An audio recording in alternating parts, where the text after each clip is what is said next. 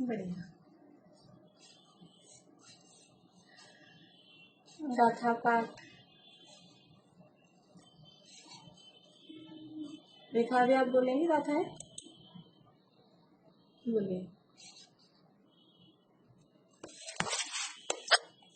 28 से ही बोलेंगे।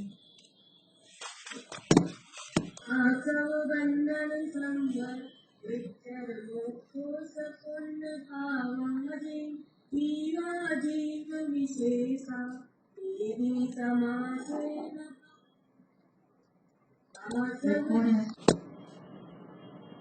Recording in progress. हाँ, आप लोगों को किसी को कुछ पूछना है?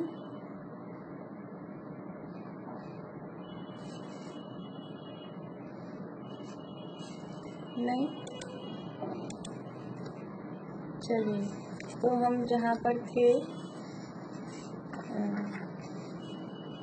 बोलिए Bharti aunty.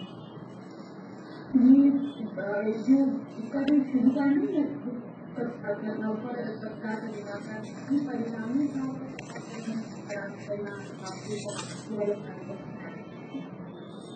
Page number 96 page पे 93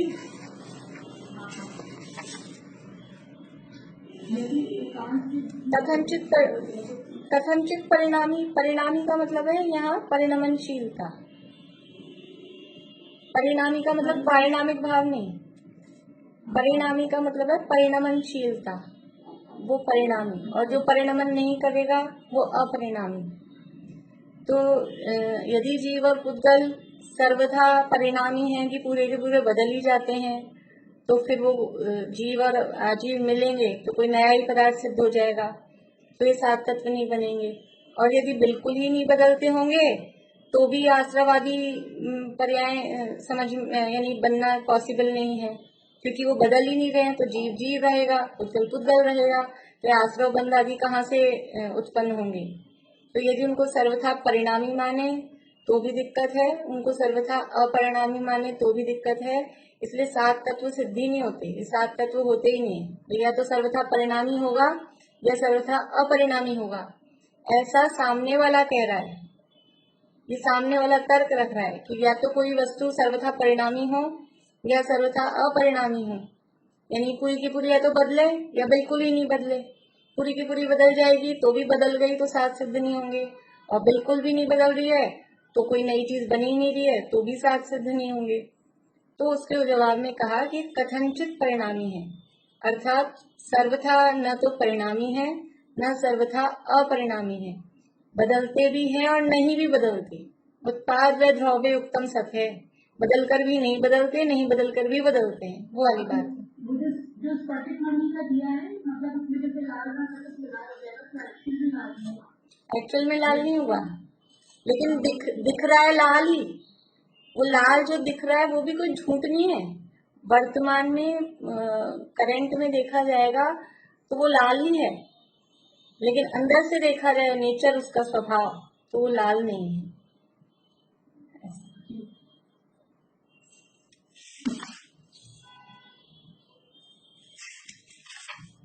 ज्योति जी, एक बात पूछनी थी। जी।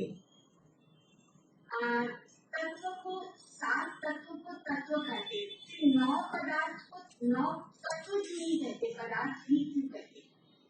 वो अलग अलग अपेक्षाओं से है। जैसे क्षेत्र की अपेक्षा से अस्थिकाय कहते हैं, भाव की अपेक्षा से तत्व कहते हैं, ऐसे ही काल की अपेक्षा से द्रव्य कहते हैं, और द्रव्य की अपेक्षा से पदार्थ। पदार्थ का मतलब है द्रव्य, या इसको काल की तरह, दोनों तरह से इसको लेते हैं। कुछ विद्वान इनको 9 पदार्थ को काल में लेते हैं, 6 द्रव्य को द्रव्य में ही ले लेते हैं, ऐसा भी करते हैं।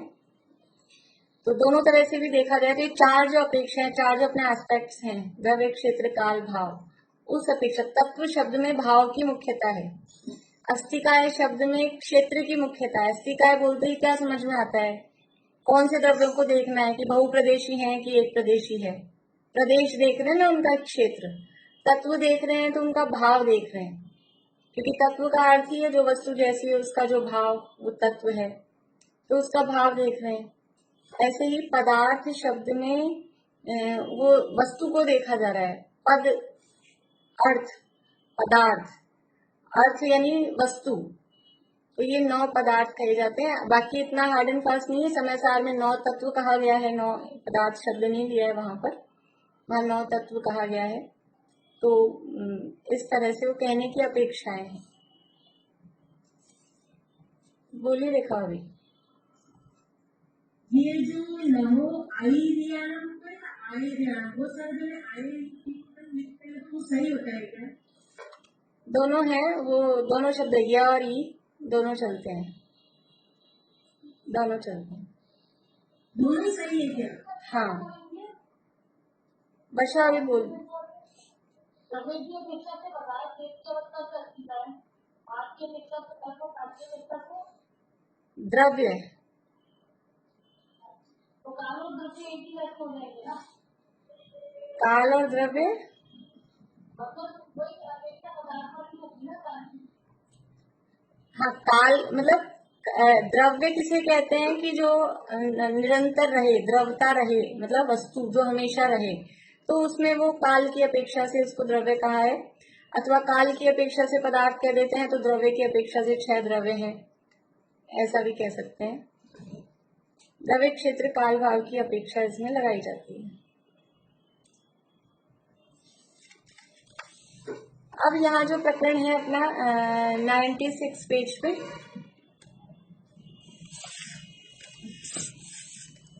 शुद्ध पारिणामिक भाव ध्येय रूप है कि ध्यान रूप है, किस रूप है, ये यहाँ प्रश्न कहा गया है। देखिए थोड़ा सा अभी इसमें लैंग्वेज ऐसी लगती है, लेकिन ये स्वाध्याय का ग्रंथ है, इसमें इसका आनंद लेने वाला ग्रंथ है। मुझे तो ऐसा लगता है कभी कि एग्जाम रखें ही नहीं, वो क्वेश्चन बनाने में वो वैसा मजा भी नहीं आता है। लेकिन एग्जाम नहीं रखेंगे तो दोबारा पलट के पढ़ते नहीं है अपन लोग, फिर इसलिए एग्जाम रखते हैं तो अपने को कम से कम एक बार तो दोबारा, पर इसका यानी इसका भाव ख्याल में आए। ये जो संस्कृत की जो टीका है ब्रह्मदेव सूरी की, ये आध्यात्मिक टीका है, तो इसको स्वाध्याय की जैसे हम अध्ययन करें, उसका अर्थ भाव समझें। एग्जाम के पॉइंट ऑफ व्यू से तो पढ़ें, मतलब एग्जाम में क्या आएगा, सरल आएगा एग्जाम में, जो आपको जवाब आ जाएंगे ऐसा आएगा एग्जाम में। तो ऐसे कोई, क्योंकि ऐसे प्रश्न कठिन बड़े बड़े आने भी नहीं है, छोटे छोटे आएंगे, लेकिन इसका रसपान करें। ये जो बात इसमें कही गई है ना, या जो बड़े गहरे विषय हैं एक्चुअल में, तो ये तो यहाँ फिर ये कहा कि नए विभाग से, कर्तृत्व के विषय में नए विभाग कहा था पीछे, यानी कि किस पदार्थ का कर्ता कौन है, किस पदार्थ का कर्ता कौन है। समझ लीजिए ऐसा प्रश्न तो आएगा एग्जाम में, अब बता सकते हैं किस पदार्थ, अपन ने परसों पढ़ा था, किस पदार्थ का कर्ता कौन है। रेखा जी बोलिए।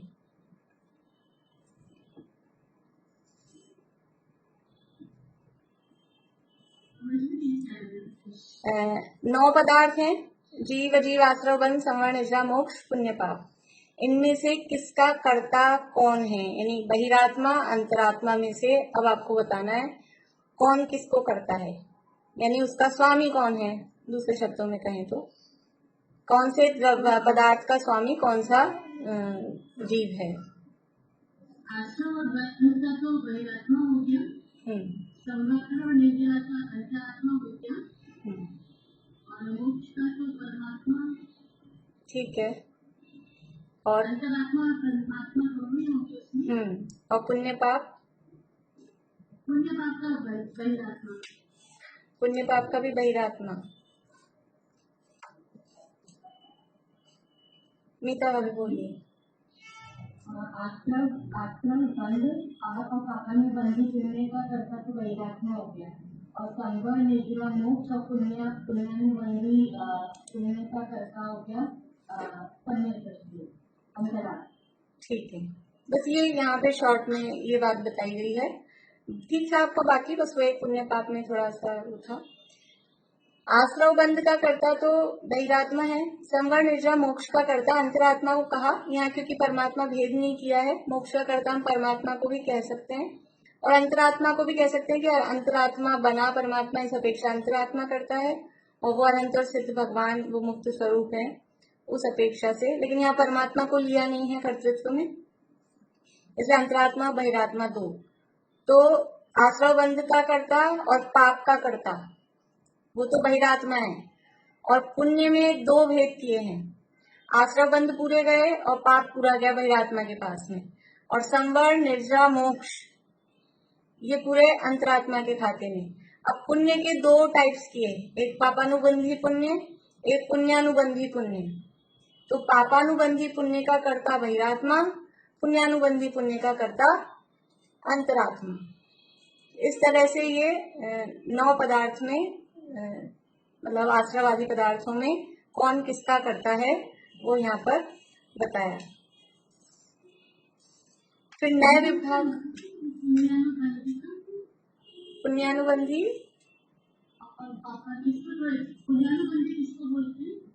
पुण्यानुबंधी का मतलब है पुण्यानुबंधी पुण्य और पापानुबंधी पुण्य।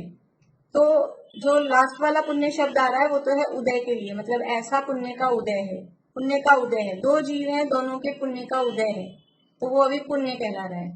लेकिन वो भविष्य के लिए क्या कर रहा है, अगर ये दो जीव हैं, अब ये कर रहा है अभी तो उदय पुण्य का है, लेकिन भविष्य में आगे के लिए इसके बंध किसका हो रहा है, पाप का, तो ये कहलाएगा पापानुबंधी पुण्य का उदय है। और इसके भी पुण्य का उदय है, लेकिन अच्छे काम कर रहा है उस पुण्य के उदय में, भविष्य के लिए भी पुण्य बांध रहा है, तो ये कहलाएगा पुण्यानुबंधी पुण्य का उदय।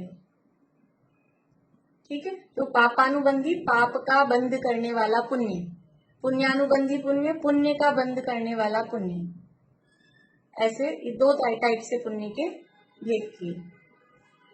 इसी तरह यानी उदय पाप का हो लेकिन बंध पुण्य का कर सकता है। ऐसा नहीं पाप का उदय है तो पाप ही बांध रहा है, पुण्य का उदय है तो पुण्य ही बांध रहा है। बंध अलग चीज है, यानी दोनों एकदम डिफरेंट चीजें हैं। बंध रहा है वो वर्तमान परिणामों के आधार पे बंध रहा है, और उदय में जो आया है वो हमारे पिछले परिणामों से जो बंधा था वो उदय में आया है। तो उदय में क्या आ रहा है वो इतना मायने नहीं रखता है। आप आगे के लिए क्या बांध रहे हो, मतलब आपके वर्तमान परिणाम कैसे चल रहे हैं उस उदय के काल में, वो आपके भविष्य को निर्धारित करेगा। क्योंकि वो तो जो बंध गया था वो तो उदय में आ गया, उसको हम कुछ नहीं कर सकते हैं। लेकिन अभी ये उदय में आ गया, इस समय हमारे परिणाम हम संभालेंगे, तो भविष्य के लिए वो हम उसको कुछ मतलब अपने शब्दों में कहेंगे हम कुछ कर सकते हैं, बदल सकते हैं, ऐसा। क्योंकि अगर पुण्य के उदय से पुण्य ही पुण्य बंधे और पाप के उदय से पाप ही पाप बंधे, तो फिर आदमी की पोजीशन बदले ही कैसे। वो तो जिसके पाप का उदय उसके पाप का ही पाप का चलता ही रहेगा फिर। इसलिए वो बांध क्या रहा है उस आधार पर उस उदय को कहना। तो पाप बांध रहा है तो पापानुबंधी पुण्य, और पुण्य बांध रहा है तो पुण्यानुबंधी पुण्य। बोलिए जो लगा सकते हैं, बाकी पाप में ऐसे लगाया हुआ मिलता नहीं है शास्त्रों में। ये शब्द इन्हीं के लिए मिलते हैं, पुण्य के लिए ही। लेकिन पुण्यानुबंधी पाप कह सकते हैं हम, पुण्य को बांधने वाला पाप। लेकिन वो इतना कॉमन नहीं है, मतलब सुनने में नहीं आएगा ऐसा शब्द। और पापानुबंधी पाप तो पाप है ही।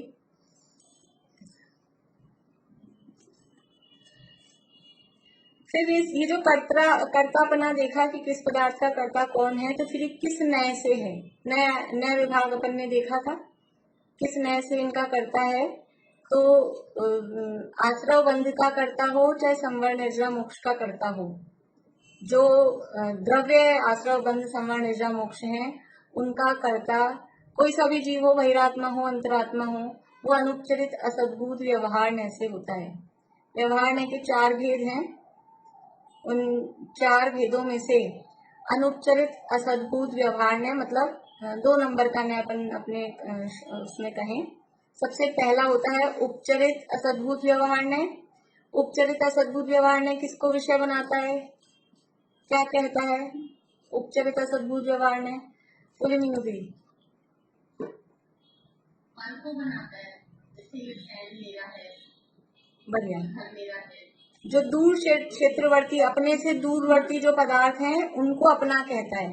घर मेरा, मकान, गाड़ी मेरी, पेन मेरा, बुक मेरी, कपड़े मेरे, जो भी, पति मेरा, पत्नी मेरी, माता पिता मेरे, ये सब दूर से, हमसे दूर हैं, मेरे इस क्षेत्र में नहीं है, उनको जो अपना कह रहा है, उनके साथ संबंध लगा रहा है। अपना शत्रु भी अपना, ऐसा कहते हैं ना, मेरा शत्रु है, तो ये संबंध स्थापित हो रहा है। अकेला ऐसा ही नहीं कि मोह वाला ही संबंध, राग द्वेष के जो भी संबंध है, अथवा अचेतन पदार्थों से जो भी संबंध है, वो सब उपचरित असद्भुत व्यवहार न्याय से कहे जाते हैं। उसको हमने नंबर दे रखा है 1 नंबर का।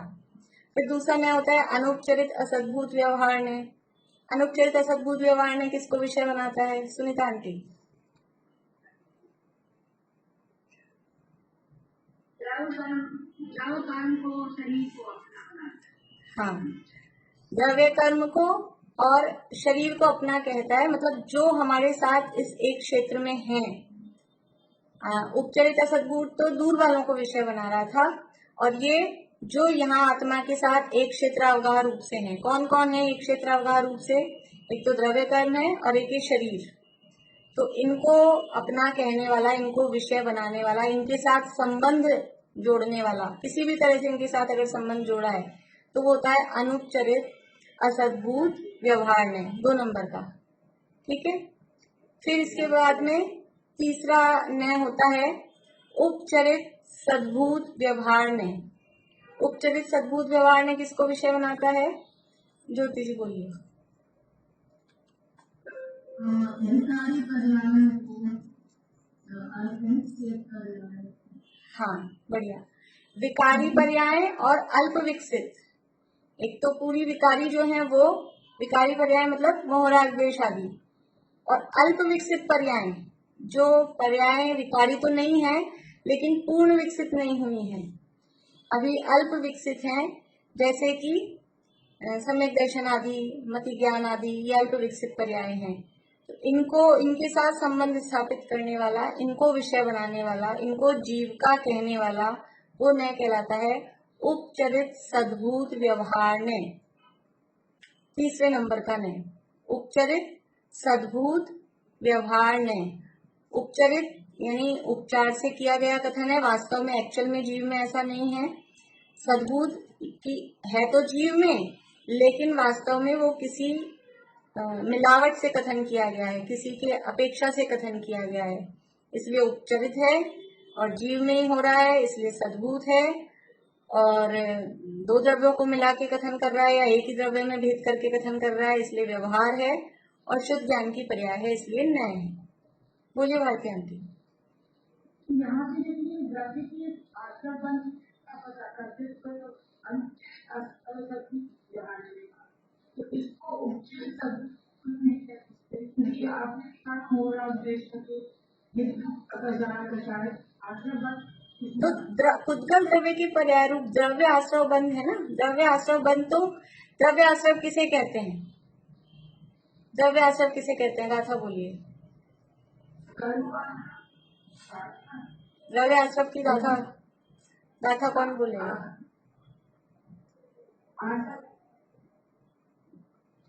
बोलो प्रीति।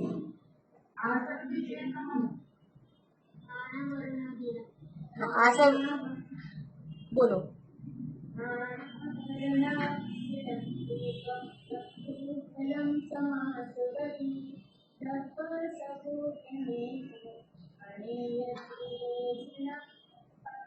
बढ़िया। आप जो कह रहे हो तो भाव आश्रव की है। ये ज्ञानावरणादि कर्म जिससे आ रहे हैं, कर्मों का आना, हिंदी में अपन बोलते हैं ना कर्मों का आना, तो कौन से कर्मों का आना? द्रव्य कर्मों का आना कि भाव कर्मों का आना? द्रव्य कर्मों का आना। तो द्रव्य कर्मों के साथ आश्रव में क्या किया? द्रव्य आश्रव में द्रव्य कर्म के साथ जीव का संबंध स्थापित किया है। तो अनुच्छेद सद्भूत द्रव्य कर्म के साथ में पर द्रव्य है, बाहर वाला द्रव्य है, लेकिन बाहर वाला मतलब जीव से भिन्न है इसलिए बाहर वाला है, लेकिन एक क्षेत्रावगाह में है। बाहर वाला है इसलिए तो असद्भूत व्यवहार है, लेकिन एक क्षेत्रावगाह में है इसलिए अनुपचरित है। और दो द्रव्यों को एक करके कहा इसलिए व्यवहार है, और शुद्ध ज्ञान की पर्याय है इसलिए नय है। अनुपचरित असद्भूत व्यवहार ने। समझ में आया? तो द्रव्य कर्मों के साथ किसी भी तरह का संबंध स्थापित, मोक्ष भी हुआ द्रव्य कर्मों से अलग हुए कर्मात्मा से, तो भी वो अनुपचरित असद्भूत व्यवहार ने का ही कथन है। तो तीसरा समझ में आ गया। उपचरित सद्भूत व्यवहार ने विकारी पर्यायों को और एक देश निर्मल या अल्प विकसित पर्यायों को विषय बनाता है, वो उपचरित सद्भूत व्यवहार ने। और चौथा है अनुपचरित सद्भूत व्यवहार ने। अनुपचरित सद्भूत व्यवहार ने किसको विषय बनाता है? कौन बताएंगे? रजनी जी आपको ख्याल में?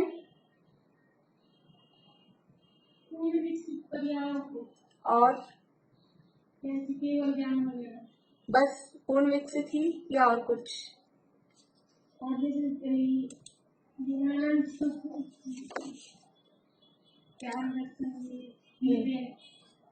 हाँ, उसको क्या बोलते हैं? गुण भेद। गुण भेद पूर्ण विकसित पर्याय और गुण भेद को विषय बनाने वाला वो अनुपचरित सद्भूत व्यवहार ने। पूर्ण विकसित पर्याय और गुण भेद को विषय बनाने वाला अनुपचरित सद्भूत। सद्भूत यानी आत्मा की सत्ता में है, और अनुपचरित अर्थात कि वो बाहर वाला द्रव्य किसी के साथ मिलाप नहीं किया है, उसमें परद्रव्य की अपेक्षा नहीं है, इसलिए अनुपचरित है। और भेद किया क्योंकि द्रव्य में एक ही द्रव्य में ज्ञान है, दर्शन है, सुख है, वीर्य है, ऐसे भेद किया इसलिए व्यवहार है, और शुद्ध ज्ञान का अंश है इसलिए नय है। बोलिए रजनी जी। दीदी उपचरित सद्भूत व्यवहार है और एक देश गुण निश्चय है, इनमें खाली यही अंतर है कि वो भेद करके और ये अभेद, बस बाकी चीजें दोनों में एक ही है। बिल्कुल। अशुद्ध यानी निश्चय व्यवहार में कुछ विषय ऐसे होंगे जो निश्चय ने के विषय में भी जाएंगे, कुछ ऐसे होंगे व्यवहार ने के में, सेम होंगे दोनों में। तो अंतर क्या होगा कि जब किसी वाक्य में भेद करके कथन किया है तो व्यवहार ने, जो जिस भी व्यवहार ने का विषय बन रहा हो चारों में से, व्यवहार का विषय बनेगा। और यदि उसके साथ अभेदता स्थापित की तो वो निश्चय ने का विषय बनेगा। इसी तरह से निश्चय ने के भी चार भेद हैं। अनुपचरित सद्भूत व्यवहार में और जो है साक्षात शुद्ध निश्चय में, उसमें भी यही अंतर है। हाँ, अब एक बार निश्चय ने के और कर लें अपन, फिर दोनों में सिमिलर देख लेंगे। निश्चय ने के चार भेद कौन कौन से हैं? निश्चय ने के चार भेद बोलिए सरोज भाभी, नाम बोलिए चारों के। अशुद्ध निश्चय है, निश्चय है और पारंपरिक निश्चय है, साक्षात। हाँ, पहले साक्षात शुद्ध निश्चय है, फिर परम शुद्ध निश्चय। ये चार भेद है। अशुद्ध निश्चय ने किसे कहते हैं? नीलम भाभी आप बता सकते हैं?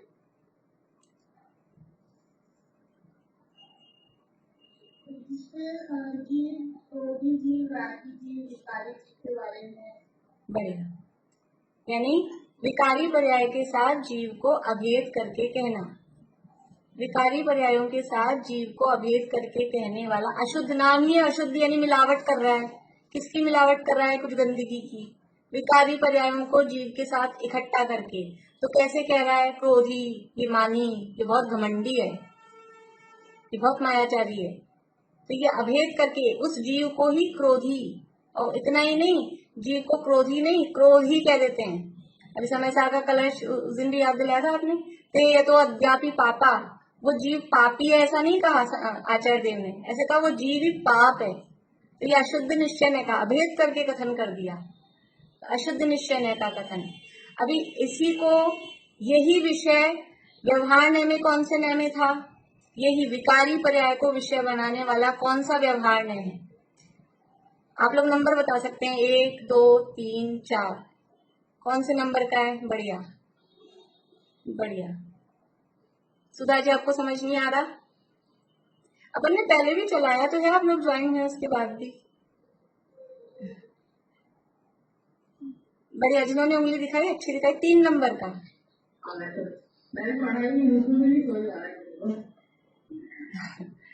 अब क्या करें, जब चलाएंगे, जब पहले भी चलाया अपन ने शुरू में, आप लोग ज्वाइन हुए उसके बाद में, फिर चलाया तो है। मुझे आपके नोट्स में बहुत अच्छे से पढ़ के लिखा है। नोट्स में तो लिखा ही है, सब रिकॉर्डिंग भी है, लेकिन वो पीछे जाके पढ़े कौन और सुने कौन, टाइम की बात हो जाती है ना। वही टेलीग्राम पे है ना सारी क्लासेस, 2-2, 3-3 बार चलाया नए का विषय। ऑफलाइन भी चला पूरा डिटेल में, फिर ऑनलाइन भी चलाया, 2 बार चलाया। हाँ, और नोट्स में तो लिखा हुआ ही है। नोट्स में कौन से मतलब लिखना है? 5वीं 6ठी गाथा, 4थी गाथा के पहले या उसके आसपास है। वो नोट नहीं है ना? मैंने भेजे कई बार, दोबारा पूरे भेजे। आप लोग अगर डाउनलोड नहीं करते हो तो फिर वो रह जाते हैं, मैं फिर से डाल दूंगी, फिर से डाल दूंगी। टेलीग्राम पे पुराने भी डले हुए, टेलीग्राम पे मेरे ख्याल से मिल जाते हैं, डाल दूंगी मैं फिर से। तो जो 3 नंबर का व्यवहार नय है, उपचरित सद्भूत व्यवहार नय, वो विकारी पर्याय को विषय बना रहा है, और अशुद्ध निश्चय नय भी विकारी पर्याय को विषय बना रहा है। तो फर्क क्या है कि अशुद्ध निश्चय नय बिल्कुल अभेद करके कथन कर रहा है निश्चय नय, और व्यवहार नय वो भेद करके। वो कैसे बोलेगा? ये क्रोध वाला जीव है, इसको बहुत क्रोध आता है, ये बहुत क्रोध करता है, तो थोड़ा भेद करा, थोड़ा सा अलग करा, लेकिन ये तो यही क्रोधी है, ये क्रोध है, ये तो गुस्सैल है, ऐसा करके कहा, तो वो अभेद करके कथन किया, वो अशुद्ध निश्चय नय का। फिर इसके बाद में एक देश शुद्ध निश्चय नय, वो आप बोलेंगे एक देश शुद्ध निश्चय नय किसको विषय बनाता है?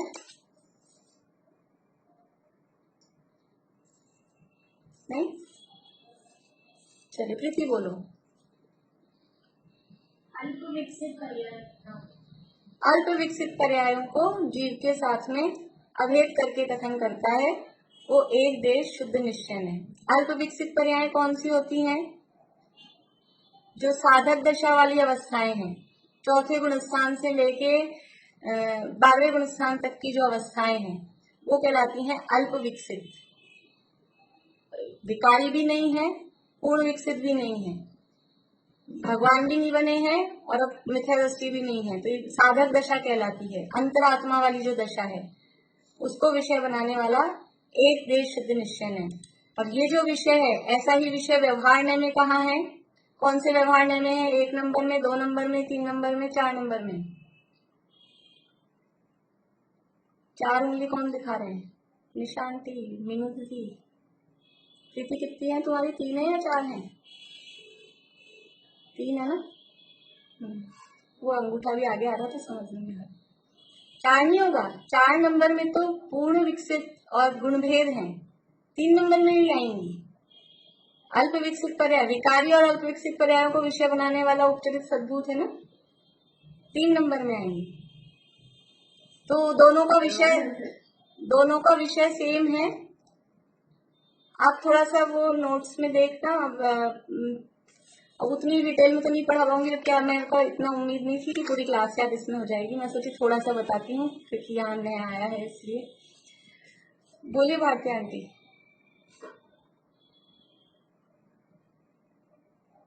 तो फिर ये एक देश निश्चय है और ये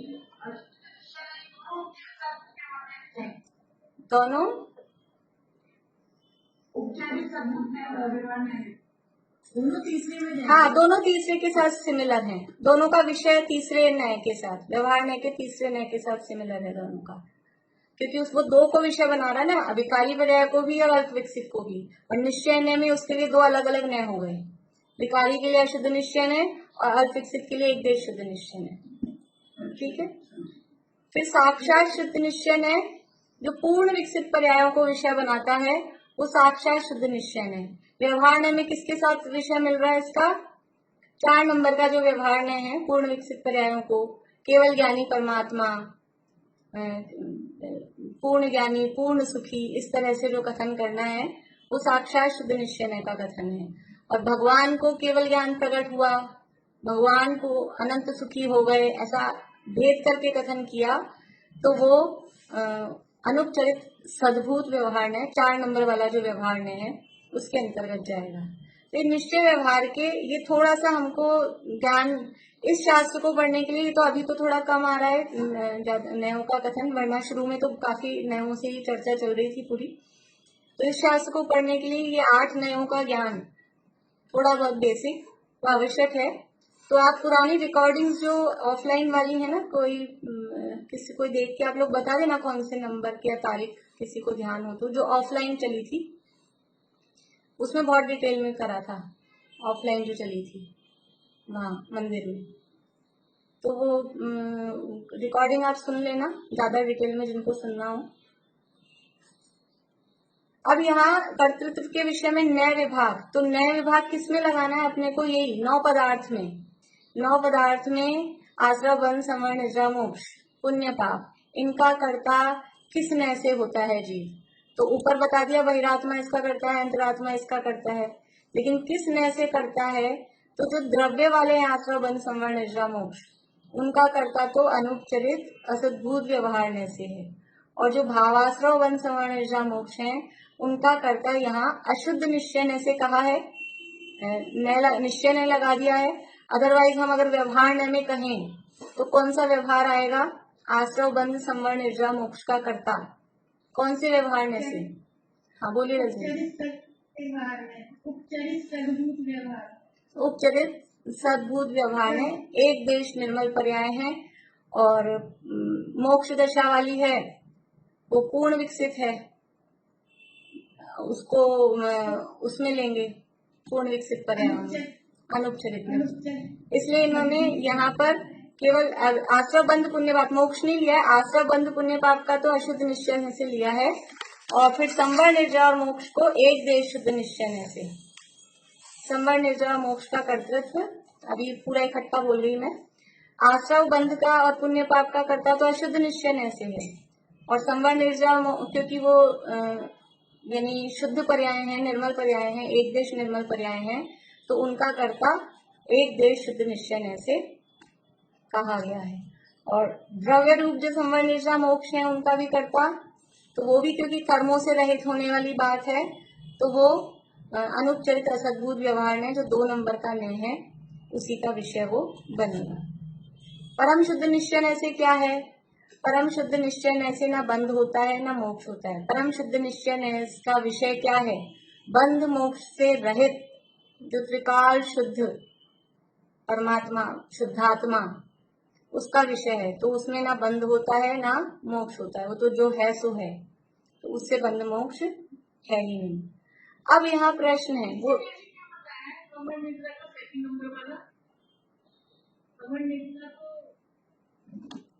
जो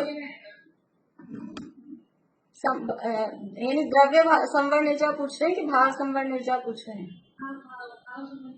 भाव संवर निर्जरा वो एक देश शुद्ध निश्चय है। द्रव्य वाली वही अनुपचरित असद्भुत व्यवहार में। आप लोगों ने अगर नोट्स के प्रिंट निकाल रखे हो या फोन में भी हो तो उसको खोल के रख लीजिए, तो फिर जल्दी जल्दी समझ में आ जाएगा। क्या चीज? मोक्ष को यहाँ एक देश में ही लिखा है, क्योंकि वो मोक्ष को भी कर्ता भी अंतरात्मा को ही दे दिया है ना वहाँ पे। कर्तृत्व में भी अंतरात्मा को ही लिया है, इसलिए नय, यहाँ आचार्य देव ने इसीलिए नय भी वही लगाया है, उन्होंने अलग से नय नहीं किया है। हम करना चाहें तो वो मैंने बोला ना कि हम मोक्ष की भी पर्याय यानी वैसे देखें तो हम मोक्ष को साक्षात में ले सकते हैं, और यहाँ उन्होंने क्योंकि मोक्ष भी पर्याय है, अंश रूप है, इस अपेक्षा से इकट्ठा कह दिया। अपेक्षाएं हैं, ये तो मोटे मोटे 8 नय बताए हैं और उनके 8 तरह के विषय बताए हैं, फिर भी नय का मतलब होता है कि अपेक्षा, जो जिस अपेक्षा से कथन कर रहा है तो उस अपेक्षा से एडजस्टेबल है। तो यहाँ पर क्योंकि बहिरात्मा अंतरात्मा 2 ही भेद किए, परमात्मा भेद ही नहीं कर रखा है, उसी हिसाब से यहाँ एक देश के अंतर्गत इसको ले लिया। अब यहाँ प्रश्न है कि विवक्षित एक देश शुद्ध निश्चय नय को आगम भाषा में क्या कहते हैं, इसलिए इतना सारा मेरे को थोड़ा बताना पड़ा कि वो एक देश शुद्ध निश्चय नय को आगम भाषा में क्या कहते हैं, ये यहाँ प्रश्न उठाया है। तो आगम भाषा और अध्यात्म भाषा 2 तरह की, अभी अपने पुण्य पाप वाली गाथा 38वीं गाथा में भी आया था, आगम भाषा में ये कहते हैं, अध्यात्म भाषा में ये कहते हैं। आगम का मतलब है कि कुछ कर्मों की तरफ से यदि कह रहे हैं, ऐसी उस अपेक्षा से कोई बात कह रहे हैं तो उसको बोलते हैं आगम भाषा, और यदि केवल आत्मा की तरफ से बात कह रहे हैं तो उसको कहते हैं अध्यात्म भाषा। तो इस एक देश शुद्ध निश्चय नय को एक देश शुद्ध निश्चय नय का मतलब क्या है? एक देश शुद्ध निश्चय नय का मतलब है अपन समझ रहे नय, अपन नय को नय ही देख रहे हैं, यहाँ नय को उसके विषय से अभेद कर देते हैं। अभेद कर देते हैं मतलब कि जो नय का विषय है उसी को नय कह देते हैं। तो इस एक देश शुद्ध निश्चय नय को आगम भाषा में और अध्यात्म भाषा में क्या कहेंगे? यानी एक देश शुद्ध निश्चय नय का विषय क्या है? साधक दशा। एक देश शुद्ध निश्चय नय का विषय क्या है? समझ में आ रहा है कि नहीं आप लोगों को? आ रहा है? हाँ, एक देश शुद्ध निश्चय नय का विषय है साधक दशा, 4 से 12वें गुणस्थान वाली दशा। तो यहाँ पर उस साधक दशा को ही कह रहे हैं एक देश शुद्ध निश्चय नय। ठीक है, ये बात समझ में आ गई? प्रश्न है कि एक देश शुद्ध निश्चय नय को आगम भाषा में क्या कहते हैं, तो हमको प्रश्न ही समझ में नहीं आएगा नय को आगम भाषा में क्या कहते हैं। तो नय का मतलब नय के विषय को। ठीक है, जैसे ऐसा कथन समय सार में बहुत, जैसे समय सार में गाथा है कि उसको शुद्ध नय, 14वीं 15वीं जो गाथा है ना, वहाँ उसको शुद्ध नय जानो, बात बता रहे हैं शुद्धात्मा का स्वरूप और कह रहे हैं तम शुद्ध नयम वियाणी ही, कि उसको तुम शुद्ध नय जानो। तो वो नय जो है उसके विषय से दोनों को एक करके उसको नय बोल देते हैं, यानी जो शुद्ध आत्मा है वो शुद्ध नय का विषय है। शुद्ध नय मतलब परम शुद्ध निश्चय नय को शॉर्ट में बोलते हैं शुद्ध नय। तो जो शुद्धात्मा है वो शुद्ध नय का विषय है। तो अब यहाँ शुद्धात्मा नहीं बोलेंगे, स्वरूप बताएंगे और फिर कहेंगे तुम इसको शुद्ध नय जानो, ये शुद्ध नय है। ऐसा कथन करने की आचार्यों की पद्धति है। तो यहाँ भी उसी पद्धति से कह रहे हैं कि उस एक देश शुद्ध निश्चय नय को आगम भाषा में क्या कहते हैं, मतलब वो एक देश शुद्ध निश्चय नय का जो विषय है साधक दशा, उसको क्या कहते हैं। समय दृष्टि जो है अभी मोक्ष मार्ग में जो है रत्नत्रय में जो लगे हुए हैं उनको आगम भाषा में और अध्यात्म भाषा में क्या कहते हैं। तो आगम भाषा में उसको कहते हैं कि जो साधक दशा यानी 4था गुणस्थान प्रकट हुआ, अंतरात्मा हुए, तो क्या कहेंगे, भव्यत्व पारिणामिक भाव की व्यक्तता हुई, प्रकटता हुई। अब ये भव्यपना अभव्यपना ये वाली जो तरीका है, ये जो भाषा है, ये आगम भाषा कहलाती है। ये आगम भाषा है, सिद्धांत की भाषा है। आगम समझ लीजिए सिद्धांत की भाषा है। तो यदि कोई जीव एक देश शुद्ध निश्चय नय का विषय बन रहा है तो यानी कि उसको भव्यत्व पारिणामिक भाव की प्रकटता हो गई, वो भव्य है। सम्यक दर्शन जिसको प्रकट हो गया, इसका मतलब क्या है कि वो भव्य है, जिसको सम्यक दर्शन प्रकट हो गया। तो इस एक देश शुद्ध निश्चय को आगम भाषा में कहते हैं कि भव्यत्व पारिणामिक भाव की प्रकटता। और अध्यात्म भाषा में उसे क्या कहेंगे, उस एक देश शुद्ध निश्चय को, यानी उस एक देश शुद्ध निश्चय रूप जो जीव है उसको क्या कहेंगे कि वो निर्विकल्प समाधि रूप है, शुद्धोपयोग है, पारिणामिक भाव की भावना है, ऐसा उसको कहेंगे। वहां भव्य शब्द नहीं, वहां निर्विकल्प। दो तरह से देखने की दृष्टि, एक आगम की दृष्टि है, एक अध्यात्म की दृष्टि है। तो आगम की दृष्टि से जो आत्मा का अनुभव कर रहा है, एक देश शुद्ध निश्चय में स्थित है जीव, जिसने आत्मा का अनुभव किया, उसको कहेंगे ये भव्य, इसकी भव्यत्व प्रकट हो गया, ये आगम की भाषा। और अध्यात्म क्या कहेगा, ये तो निर्विकल्प समाधि में स्थित है, ये तो पारिणामिक भाव की भावना कर रहा है, ये तो शुद्धोपयोग में लीन है, ये अध्यात्म की भाषा है। तो ये भाषाओं का फर्क है। ऐसा ये दो प्रकार की भाषा में, आगम भाषा और अध्यात्म भाषा में क्या कहते हैं वो बताएं। बोलिए ज्योति जी।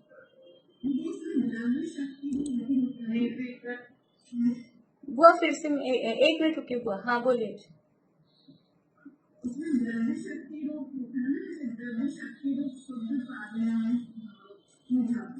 द्रव्य शक्ति, शक्ति रूप मतलब पारिणामिक भाव है ना, वो शक्ति रूप है, शक्ति रूप है उसकी भावना। उसकी भावना मतलब ये जो मोक्ष मार्ग की जो स्थिति है ना, वो भावना रूप। आगे फिर प्रश्न है कि पारिणामिक भाव भावना रूप है कि भाव रूप है। तो भावना का मतलब है वो मोक्ष मार्ग की अवस्था, वो भावना। तो अभी वो शुद्ध पारिणामिक भाव की भावना है। एक देश शुद्ध निश्चय का जो विषय है वो पारिणामिक भाव की भावना है, या निर्विकल्प समाधि। निर्विकल्प की चर्चा अभी अपनी चली थी मोक्षण प्रकाशक में, कि वो निर्विकल्प है, अभी राग देश में स्थित नहीं है, इसलिए उसको निर्विकल्प समाधि भी कहते हैं। और शुद्धोपयोग कहते हैं। शुद्धोपयोग तो समझ में आता है। बोलिए बुआ।